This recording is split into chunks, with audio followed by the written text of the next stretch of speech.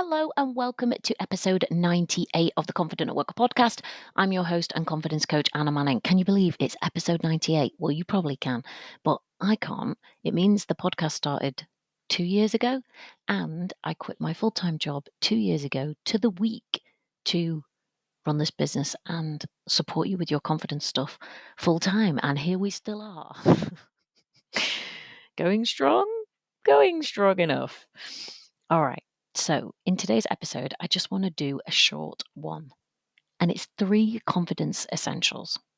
So, you've probably heard me talk about the low confidence cycle and the high confidence cycle if you have been a podcast listener. But if you haven't, this week's episode, we're going to pull out 3 high confidence habits with their corresponding 3 low confidence habits.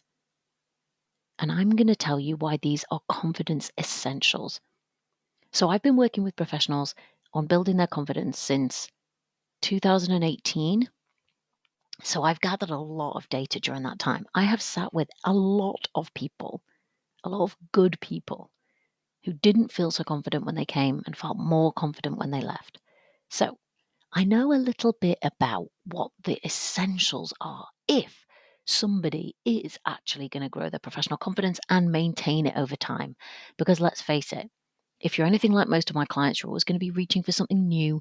You're always going to be going slightly outside your comfort zone. You're probably going to be applying for promotions and saying yes to things. You're not going to feel completely 100% confident in your ability to do something perfectly.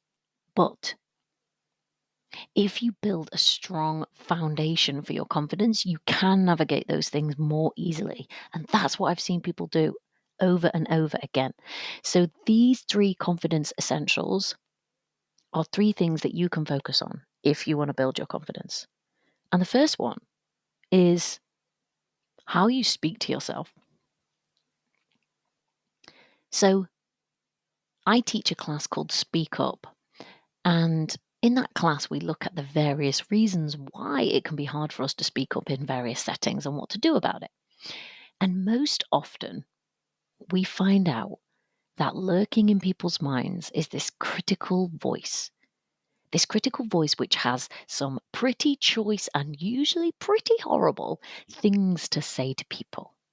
And nobody else knows that this is actually happening because that critical voice is just operating in the privacy of your own mind. And nobody else can actually hear the fact that while you're going about your workday, it's calling you an idiot and criticizing that thing you said in that meeting and telling you that you're never going to be able to do it and telling you that everybody else is fine and it's just you and that you're a piece of crap. And how do I know all this? Because that was the way I used to speak to myself. I was incredibly self-critical and it was bad for my confidence. And then I've worked with hundreds and hundreds and hundreds of people on this particular issue. And what I can tell you is that if you gathered your colleagues together in a room and said to them, does anybody else have a kind of critical voice in their head that gives them a hard time? The vast majority of them would say yes. And if you asked them, do any of you tell anybody about what that critical voice says to you? The vast majority of them would say no. And if you asked them, did any of you get told about how that critical voice would exist in your head and what you could do in order to actually handle it and quiet it down? The vast majority of people would look at you blankly and say, no. My parent never taught me that. School never taught me that. Uni never taught me that. My professional training never taught me that. I teach another class called Quiet Your Inner Critic. Some of you might have been to it. And this is the number 1 confidence essential as far as I'm concerned. Because you cannot, or it is extremely difficult for you to feel the kind of confidence that you deserve when you're being permanently criticized. I always ask people how they would feel if they were working in a team where everything they did was criticized. There was a comment made about everything they'd said, about every piece of work that they did, about every tiny thing that they might have got wrong.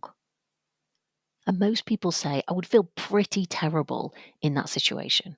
I probably wouldn't feel very confident. I know that if I was in that kind of situation, my confidence would be on the floor. And I know for some of you, you may be in an environment like that. You may be in an environment which is very critical, or you may have been before. But if you have this harsh, prevalent inner critic within your own mind, you are working within that kind of environment now. So imagine what that would do to someone's confidence. Imagine what it does to your confidence to be chipped away at every day by a critical voice in your own mind. Imagine what that would do to a person. It's like bullying.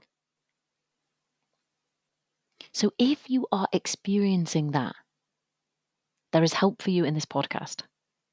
I think it's like one of the first 5 episodes of the podcast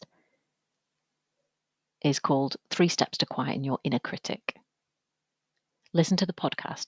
Do the exercises. My God, do you deserve to be spoken to with respect and support just because you're a human being who's showing up at work and giving your time and your energy, and everybody deserves that as a base level to be spoken to with respect, and you deserve that too. And you deserve it from inside your own mind. But not only do you deserve it, you cannot feel as confident as you want to if you're being constantly criticized. It just stands to reason. It's logical. And we know from the research that being criticized inside your own mind creates the same stress response as when somebody else is criticizing you. So that criticism erodes your confidence, and it also makes it harder to do your work. I do not have that critical voice in my mind anymore. Very occasionally it will say something and I'll be like, oh, where did you come from? Hello, is this what we're doing today? I don't take it seriously anymore. And it barely ever happens. And I am not someone special. This could be for you too. You have to make a positive decision about what you're going to tolerate anymore. I would listen to that podcast episode, do the exercises, and actually start to get a handle on that inner critical voice, because that is your first confidence essential. The second confidence essential is setting realistic standards. So imagine for a moment that you worked in a place that set completely unrealistic standards constantly and then beat you up when you didn't meet them. How confident do you think you'd feel working in that kind of environment? I don't think I'd feel particularly confident either. But the reality for a lot of my clients, and maybe the reality for you, is that you have a tendency to set extremely high standards for yourself. Standards which many people would probably say are a little unrealistic. And then if you don't meet those superhuman standards, because how could you most of the time, you get beaten up by that inner critical voice that we looked at in Confidence Essential 1. You see, it's got a perfect little racket going on you there. 1, it sets you completely unrealistic standards, which probably nobody could ever meet. And 2, when you fail to meet them, it's going to sweep in and treat you like crap. So your second confidence essential is to learn how to set realistic standards. You know that you want to work in a workplace. You want to work in a workplace? You know that you want to work in a workplace that sets you realistic standards, that doesn't seek to give you so much that things are completely unrealistic, that doesn't say 100% of the time, that doesn't expect you to work in a way which is completely unrealistic. You probably imagine if you had a job interview and they said perfectionists only. 100% perfection is our standard, and anything less than that is inappropriate and unacceptable. You'd probably be thinking, oh God, that is probably unrealistic for me because I'm a human and I can't do everything perfectly all the time. But if you identify as a perfectionist or you think you set extremely high standards for yourself, you're likely beating yourself up when you don't meet them. But you're also creating so much pressure that it is untrue. And in that kind of unrealistic, pressurized environment, as you can imagine, confidence is not able to thrive. You're constantly behind, you're constantly on the back foot, you're constantly feeling guilty or beating yourself up because you haven't been able to meet these subhuman standards, which God knows where they even came from. There is an episode about how to handle perfectionism in this podcast. So if this is you, I recommend you go back and listen to that episode.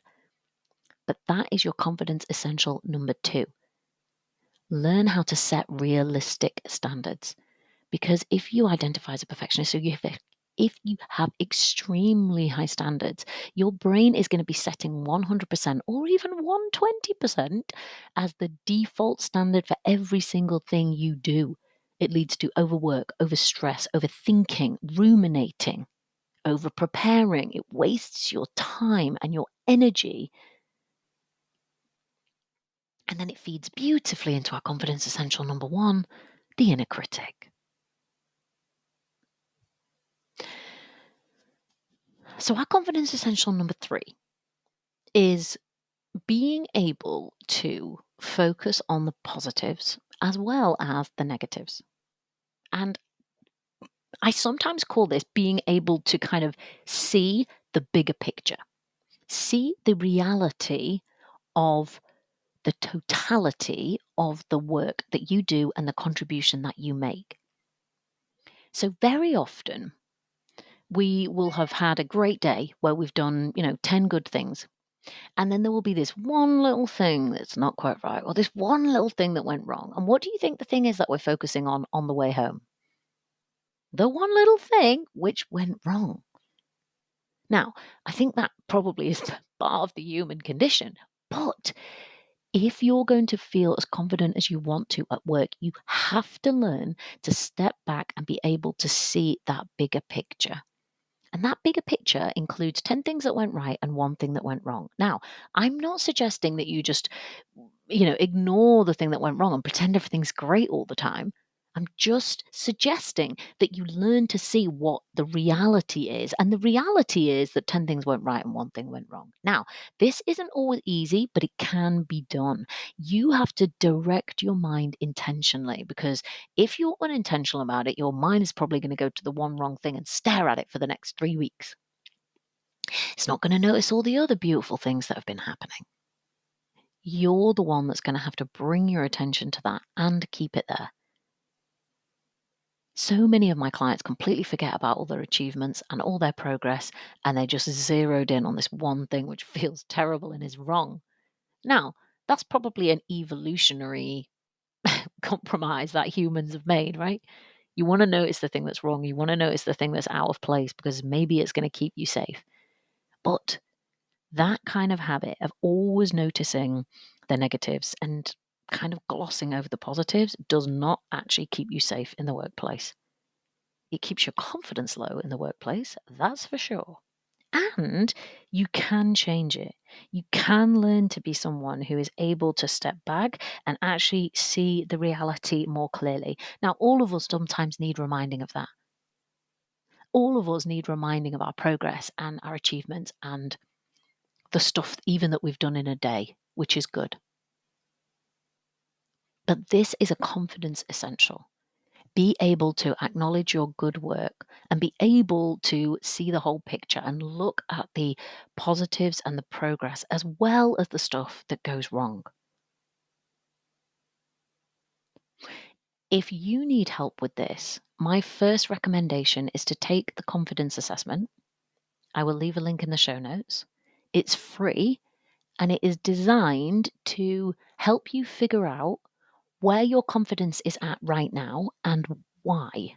So in that confidence assessment, you'll be asked a series of questions which are intended to diagnose what the problem is, which is keeping your confidence lower than you deserve.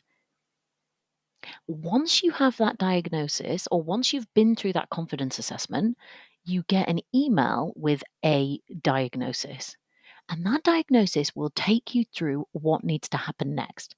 So, a prescription, if we're following the medical theme, for what you need to do in order to build your confidence. Now, you could just start with this episode and say, there's those 3 confidence essentials, and I'm going to focus on them. And you do well to focus on them, and they will bear a lot of fruit if you do focus on them in order to build your confidence. But I'm going to encourage you to take this one step further and go and take that confidence assessment. It's online and it's free, and it's going to help you figure out where you're at and why. It includes these 3 confidence essentials and some other things which I see that erode people's confidence again and again. So let's flip over to the high confidence habits, the 3 confidence essentials. So the first 3 were what we want you to stop doing. And the second 3 are just the opposite of that, what we want you to start doing. So in order to build your confidence, in order to feel more confident, you want to, instead of being self-critical, what? For me, it's I want to speak to myself with respect and with encouragement. And with, sometimes I'm going to give myself a really friendly, fun kick up the ass. And sometimes I'm going to be really gentle with myself, depending on what I need. I'm going to speak to myself like a great boss would. And that does wonders for my confidence. It's like that inner critical voice has actually been replaced by this other voice that says things to me like, well, I think you did a really good job there, Anna. It's so nice and it's so supportive. It's the kind of thing that you would love to hear from any colleague or boss around you. And it creates the kind of environment where your confidence can actually grow. And that's what we're after. And it is possible. Number 2, I said setting realistic standards. So think about what realistic standards would be for you for the stuff that you're doing in your workday today. Is it 100%, 100% of the time? Is it 70%? Actively think about choosing. If that's your brain default, 100 or 120%, actively decide and choose. And I even encourage you, if this is a problem for you, to write down whether this is going to be, gold, silver, or bronze standard, right? What's acceptable for this thing which is in front of you right now? If it's just an email you're dashing off to somebody, let's go with bronze, right? Don't do gold standard and sit there stressing out over 3 lines all day. Go bronze, go home. There may be other things where you think, no, only a gold standard will do for this. Great, enjoy that. But actively decide what you think the standard should be, rather than using your brain's default, because it's going to run on 100 or 120. So make an active decision until your brain just learns to do that by default. And then number 3 was around being able to acknowledge your good work and your progress and focus on the positives as well as the negatives.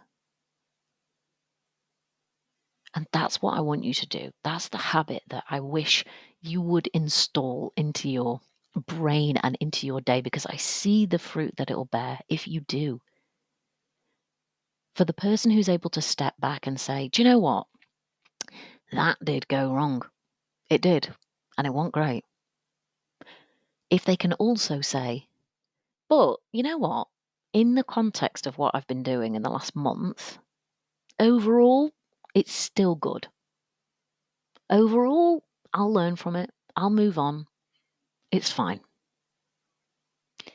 The person who is able to do that, long live their confidence, because they will be able to maintain their confidence even in the event that something goes a bit wrong. Now, I'm not saying your confidence is going to stay at the same level all the time. It's not. That is not realistic. But if you work on these 3 confidence essentials, your confidence will grow to a level which feels good to you, and you will be able to maintain it over time. Yes, there will be some dips, but you will be able to come back up again.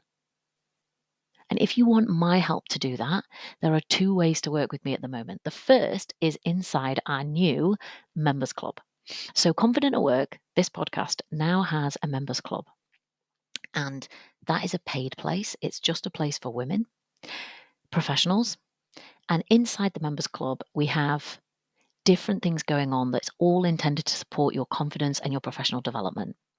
And you can pick and choose and access things that feel right to you, that you feel like you need, that would be supportive to you.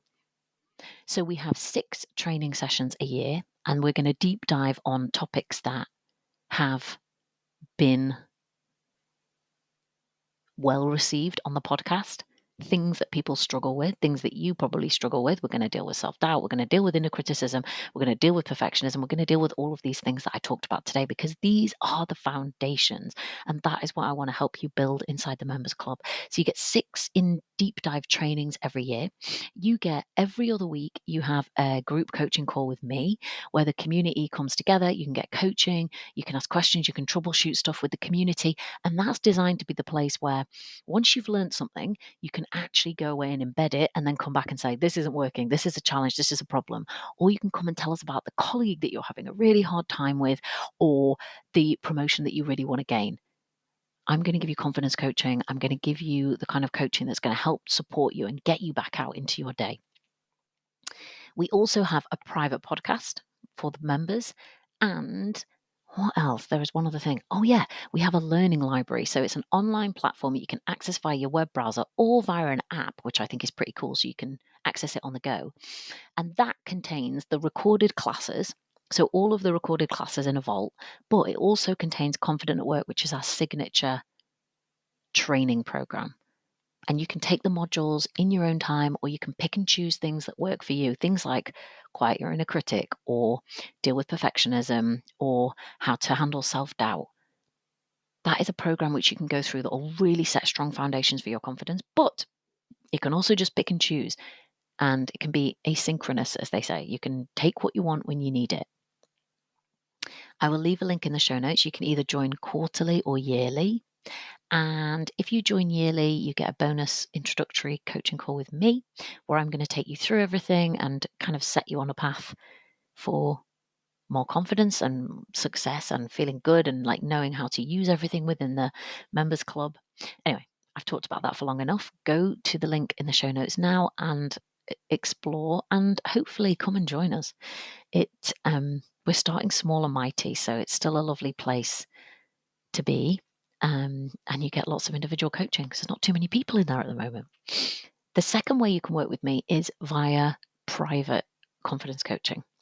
And this is the place for you if you want individual time and attention with me. And we're going to sort through your individual challenges, the individual areas where you want to grow and build your confidence at work.